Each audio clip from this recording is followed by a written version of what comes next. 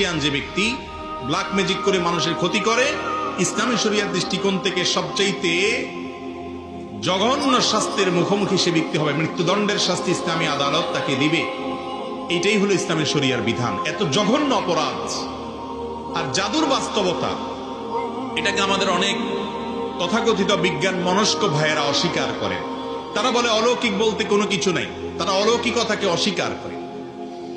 আমার মনে হয় এই একটা পয়েন্টে যদি একজন মানুষ নির্মোহভাবে নিরপেক্ষভাবে একটু যাচাই করার চেষ্টা করেন যে আসলে জাদু বলতে কোনো কিছু আছে কিনা, বা জেনে ধরা রোগী বা জিনের উপদ্রব বলতে কোনো কিছু আছে কিনা, একটু যদি অনুসন্ধান করা হয় এবং সেটা যদি ইনসাফের সাথে করা হয়, নির্মোহভাবে করা হয়, আমার তো মনে হয় এই যুগে আল্লাহর কোরআনের প্রতি ঈমান আনার জন্য আর কিছু দরকার নাই, এই একটা পয়েন্টই যথেষ্ট।